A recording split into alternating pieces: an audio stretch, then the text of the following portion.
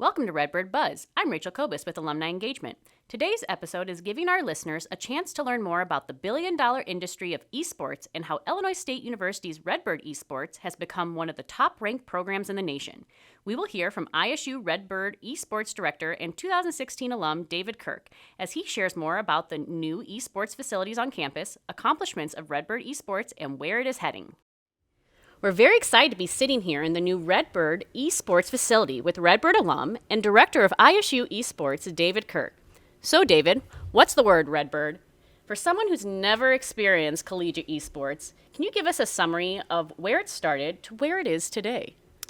So an interesting fact is esports actually started in 1972 at Stanford University, where a game that was created there called Space Wars was played. Interesting. In 1980, Atari held a worldwide competition for the game Space Invaders, which many of the listeners may have heard of, standard arcade game. But collegiate esports and esports in general of what we see today is a lot different than it was back then. It's a billion-dollar industry and has grown significantly, particularly in the last 5 to 6 years. Yes. Collegiate esports and what we experience today, and really where ISU is trying to model, began in 2014. Okay. Some people say it began earlier than that because colleges have had clubs competing on behalf of them for several years, dating all the way back to the early 2000s. However, real investment in collegiate esports didn't really occur until that 2014 mark. So in 2014, Robert Morris University became the first university in the entire United States to officially support esports by providing scholarships. So, that was something the world was familiar with traditional athletics, bringing in the top players to represent your institution in intercollegiate competition. Great.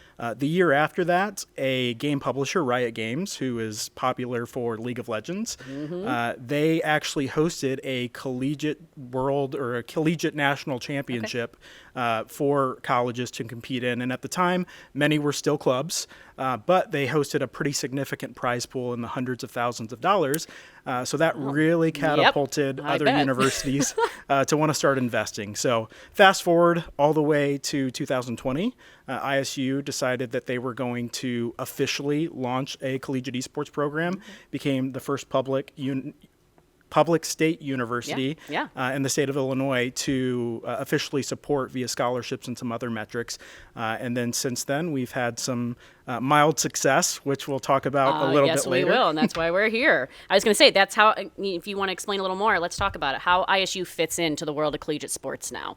What does that mean for Illinois State? Yeah, so we are really considered to be one of the top collegiate esports programs, not just in the state of Illinois, but in the entire United States. How impressive is that? We currently support 3 game titles at a varsity level. And for us, varsity means we provide some level of scholarship support. We provide dedicated space facilities for them to practice and compete in. We provide dedicated coaching, and we provide additional resources like academic support and overall wellness support.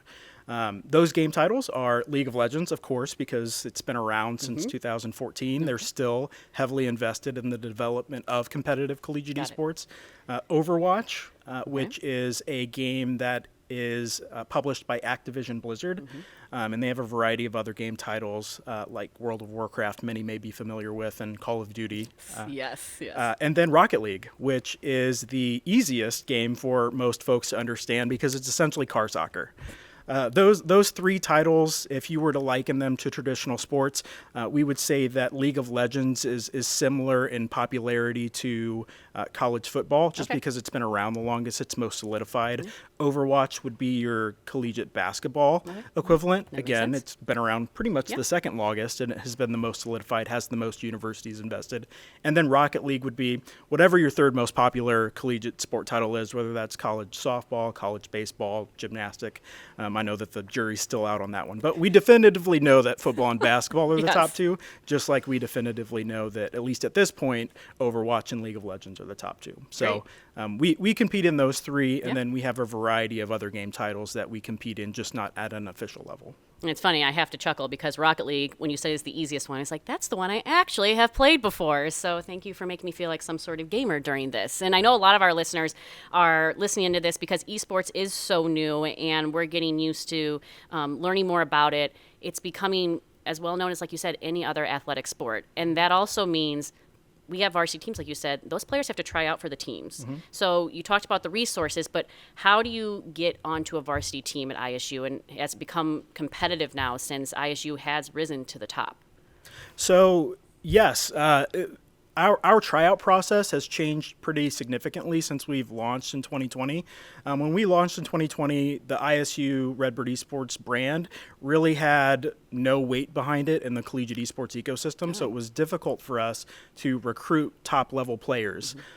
Since then, we've won several national tournaments, including several national championships. Yes. So a lot of those players are already familiar with the name, and they're reaching out to us. One of the really great things about esports compared to traditional athletics is we have leaderboards for most games that show us where a player falls, not just regionally, but worldwide, compared to other players. Okay. So that allows us a really easy way to recruit top-level players by reaching out to them individually or connecting in different tournaments that they may be a part of or just directly messaging their team managers. The hard part for us is determining who is college eligible, who has aspirations and want to go to get an education beyond just being a professional player. But those are individual conversations that myself or our dedicated head coaches have with the students. From there, we invite folks to closed tryouts, and we have minimum requirements in terms of rank that they have to be. So it would be similar to Alabama football saying, sorry, we're only going to try out 5-star football players. That makes sense. Yep. Which we have the ability to do that because our teams are so small. Mm-hmm. Often they're 5 to 6 players, and we really get 20 to 30 5-stars that want to try out. So we limit it just so that we want to be realistic to the students. We don't want to have them try out and then have a bad experience because we do have other opportunities available for them to still come to Illinois State and compete and play and connect with student gamers on campus. Great. And so once the teams are created, can you talk about, again, just like any other team, there's practices, there's competitions. How does a team at the varsity level prepare to compete? Yeah, so very similar to traditional athletics. We have dedicated practice times. We've capped it at anywhere from 10 to 15 hours a week, depending on the number of matches or competitions we have.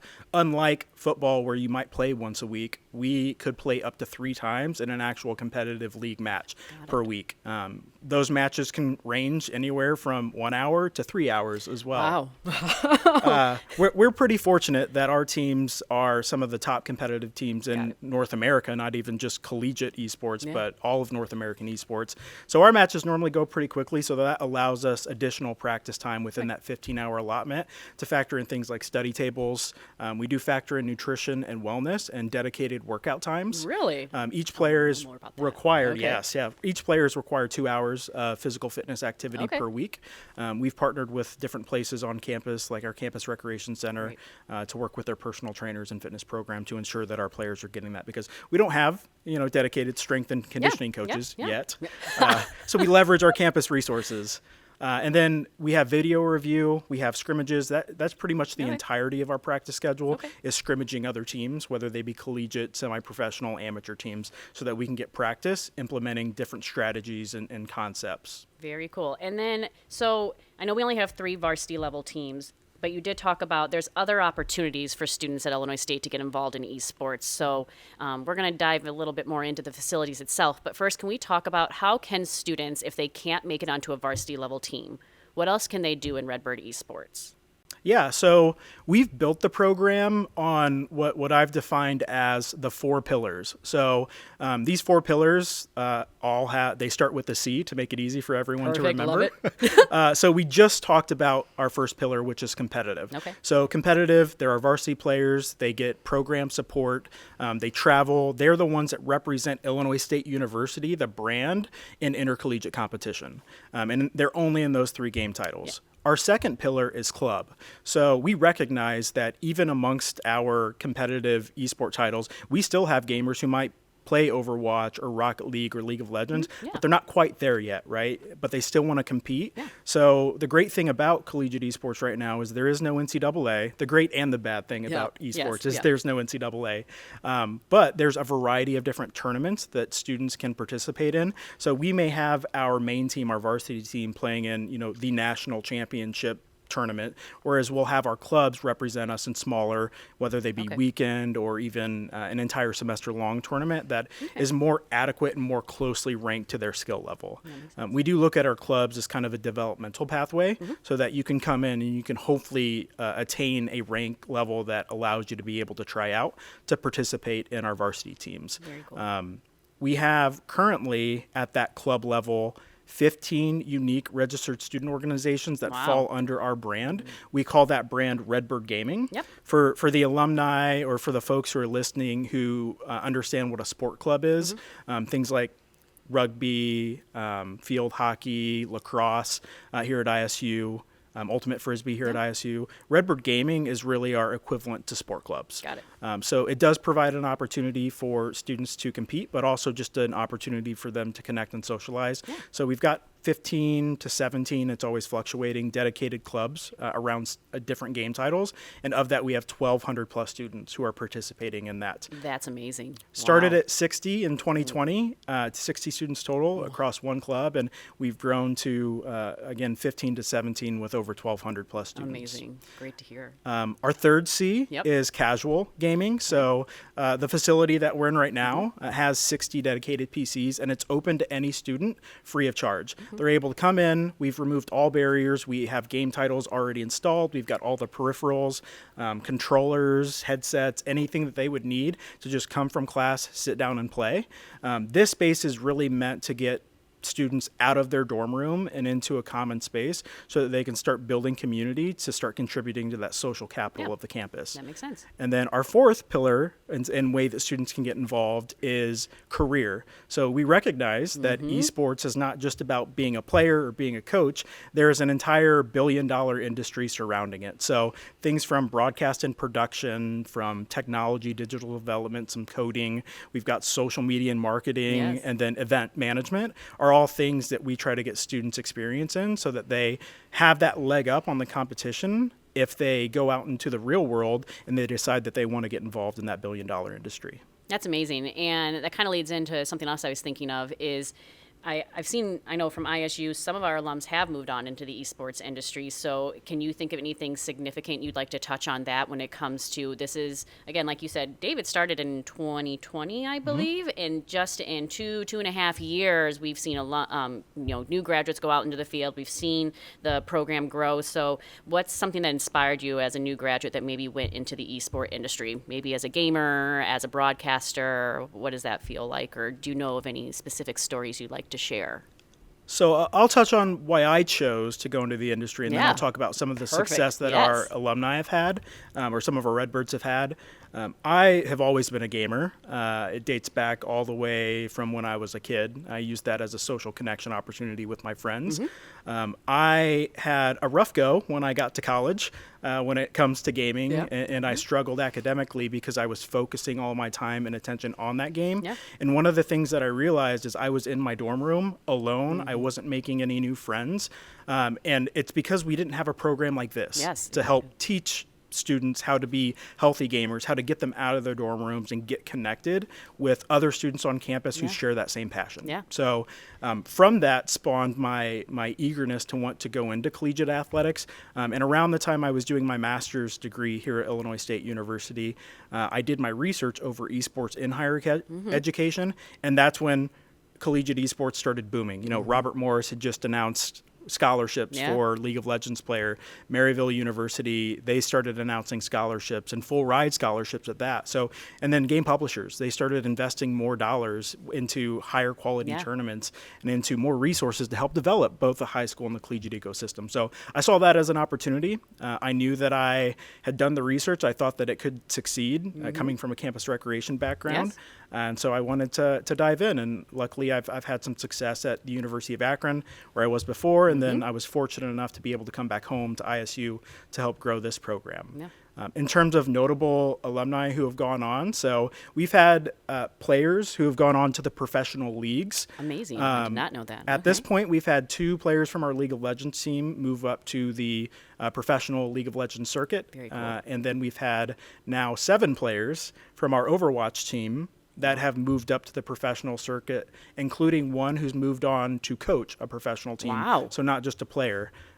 In addition to that, we've had 3 alumni in the last 3 years who have graduated, and now they've gone on and they're leading other collegiate esport programs. Very cool. One right over at University of Wesleyan. So we're excited. It seems like we're having success in doing the mission that we put forward, which is providing those students opportunities to be able to go out and contribute in the real world. It's nice to hear. I mean, we want Redbird Esports to continue to be one of the number 1 ranking esports in the industry, but to have Redbirds helping others continue to move forward in the industry too. That's amazing to hear. And again, in this short amount of time, David himself is an amazing alum because, like you said, I know you started at Akron, you did amazing things for them, and now look at Illinois State University and what you're doing and what you're going to continue to do, which part of that you already mentioned. It's finding a way for our students to have that healthy gaming environment. And with that, I think we can talk about now where we're sitting in the new esports facility at Illinois State University that recently opened just this past fall.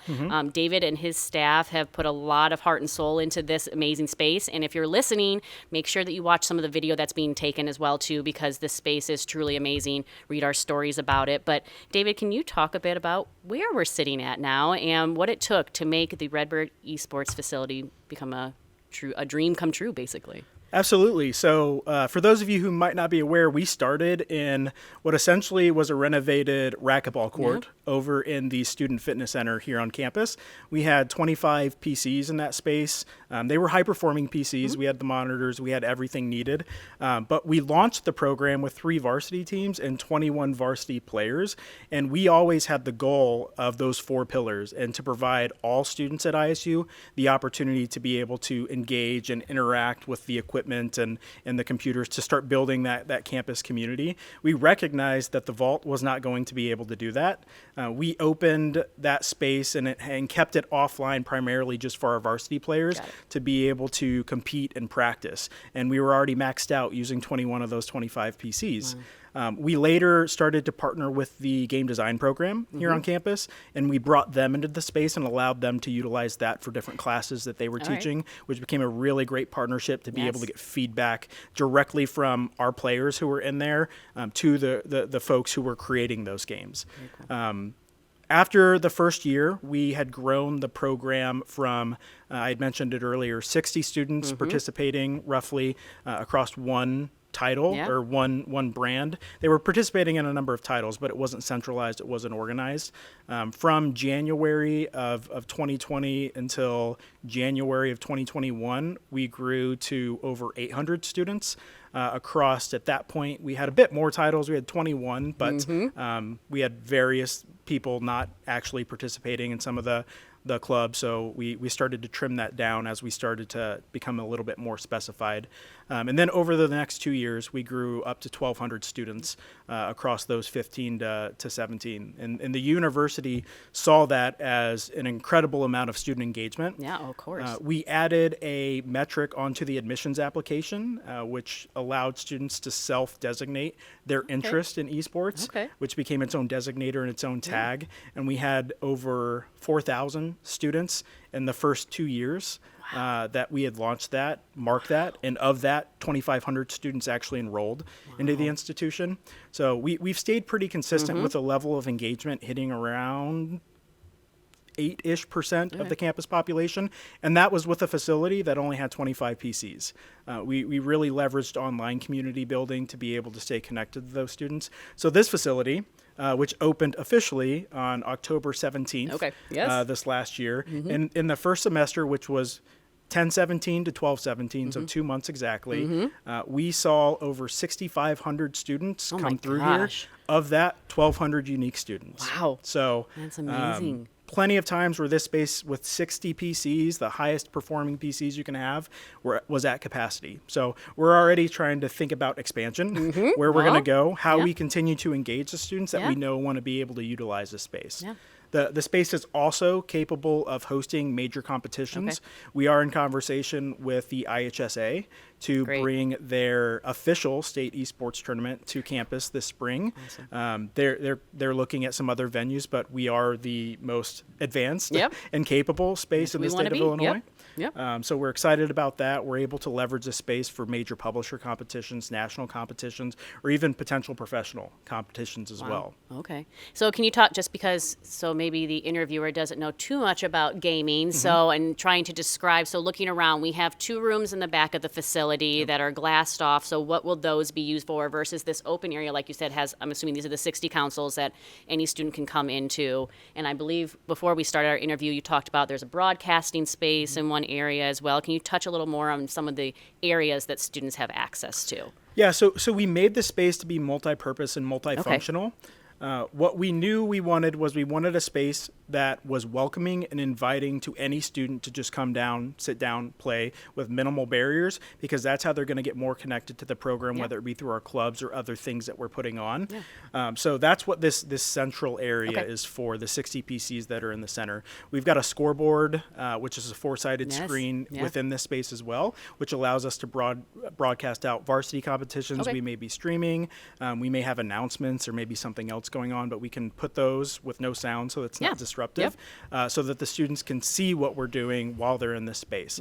The 2 glassed-in spaces that you spoke about, those are what we call our varsity rooms. And in each one of those are connected to another dedicated room, which is very similar to a traditional conference room that we call team rooms. So together, they are only accessible by our varsity players. So they become dedicated varsity space, additional varsity space, so that they still feel that value of being able to play on the main field.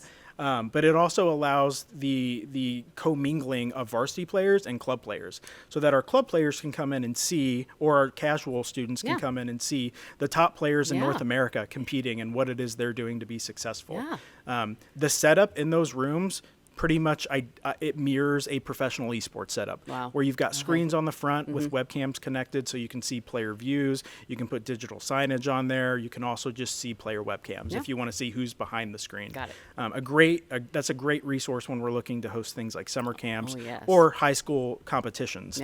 The other great thing about this space to set it up for an event is every one of these pods in here, they're actually daisy chained together, and we can move them out by unplugging one cable. So we can clear out this entire space and just have those 2 varsity showcase spaces available, so that we have that traditional feel and we can bring in extended seating. Very cool. Every screen in this space is connected and controllable by the broadcast room. So that broadcast room is really what's going to allow us to start tapping into that 4th pillar, that career pillar, because we can start getting students in there and we can start giving them real world experience with cameras, with audio mixers, you name it, anything that a traditional news broadcast or sports broadcast would have. The same thing applies for traditional esports. We even have color casters and play-by-play casters. I love it. And what an amazing opportunity. And like you said, and I hope, and I'm going to ask this question too, can an alum come and get a tour of the facility if they're interested? Just because I want to invite people to come see what esports has become, because this room is amazing. And the fact that you've made it multi-purpose and you've made it so inviting, I don't know, it's just one of, I think, the best things on campus right now to come see, if I'm going to be a little biased. So is that a possibility for people to stop by and see what's happening? Absolutely. So for those who may be alums, they may remember the old bowling and billiard center. So we're located in that, what used to be just an open activity room. So the space was underutilized, and we found a way to utilize it and turn it into one of the top facilities in the country. We have students who work in our space, who supervise the space, who provide tours. So it's open from 12 p.m. until midnight, Monday through Sunday. So during any of those times, they're welcome to walk in and just ask for a tour. And our students, whether they be at the front desk, myself, if I'm here, I'm happy to connect and meet with them also.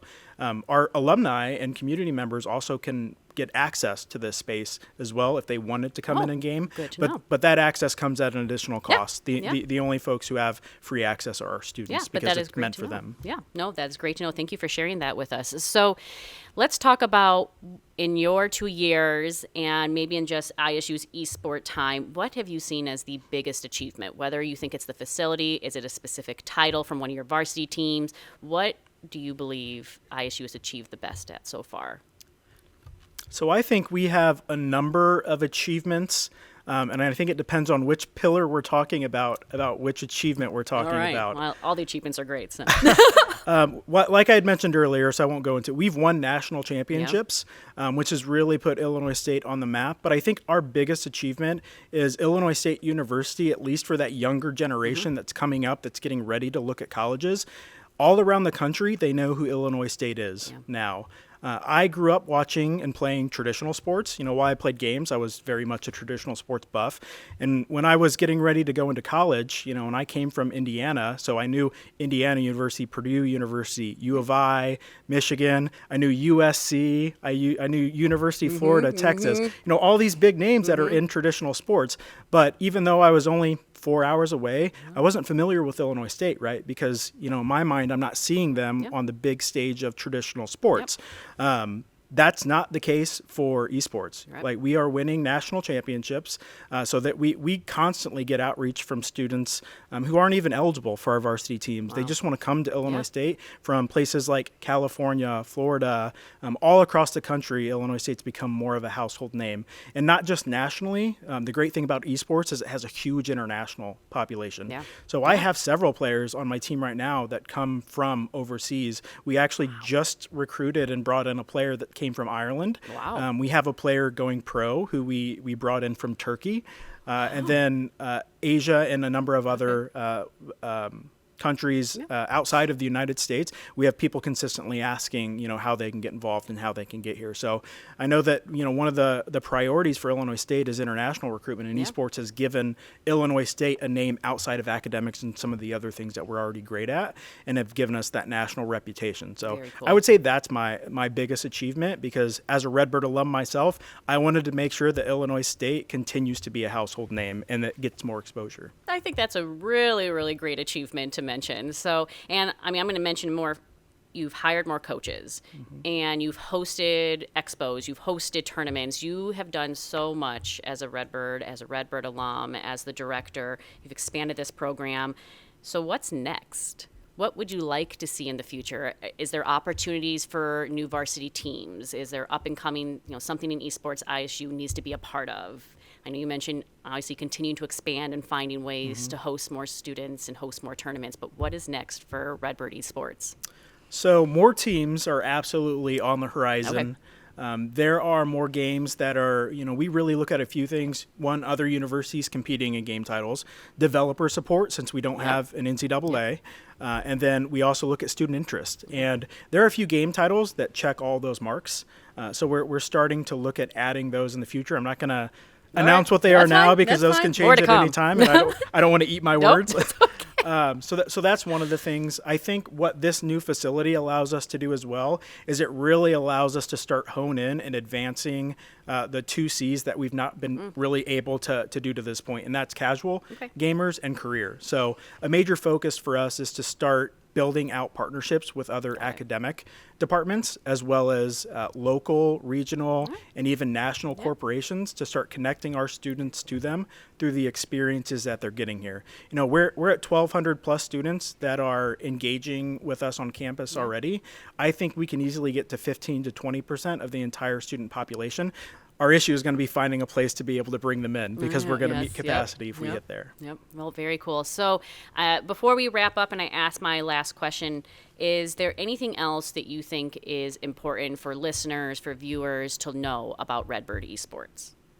I think one of the things that if they even Google collegiate esports or esports in general, normally that word is associated with competitive. So if they could take anything away from here, sure, we do have one of the most competitive teams in all of North America from the varsity level, but we're so much more than that. I've already mentioned those numbers. We've got 21 players who we recruit and bring in on scholarship, but we have 1,200 plus students who engage with our program. That's a 98% of the students that we're engaging at the university come from those club levels. So we're a lot different than other programs that you may see around the country, because we're not just focusing on competitive, or we're not just focusing on club, or we're not just building out a computer lab for students to come sit down and play. We're intentionally programming to try to connect students and provide them opportunities to go out into the real world and be Redbird alums in all these different areas. Yeah, and you're doing an amazing job. So can you tell us what's the best way, and this is my last question for you, what's the best way to either watch any of our varsity level teams or hear more about Redbird Esports? How do you want to make sure our listeners can stay connected? So we're, with our new broadcast space, in terms of watching, we're building out various streaming opportunities on all of the traditional platforms that they're probably already used to. We're going to be going live on Facebook Live. Okay, great. We'll be going live on TikTok. We'll be going live on YouTube, and we'll be going live on our main channel, which is twitch.tv. Great. So most esports competitions, most gaming in general happens on twitch.tv. So that'll primarily be where we are, but our plan is to be able to multicast and multi-stream on all the different platforms. Great. To know when those are happening, we're on Twitter and pretty much every other social media, including Instagram and Facebook, that we really push content out to. And we'll post links of when we're playing. Just keep in mind that there are changes that happen last minute. So we may be scheduled to play tomorrow at 6 p.m., but you may find out at 5 p.m. that we're not playing until 7 p.m. So that's the nature of no governing body right now. Sounds good.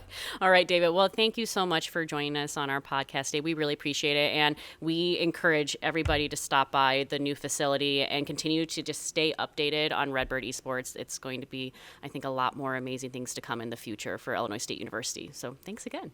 You're welcome. Thanks for having me. That was 2016 Redbird alum and Illinois State University Redbird Esports Director David Kirk. Thanks for listening to Redbird Buzz, and be sure to tune in next time for more stories from beyond the quad.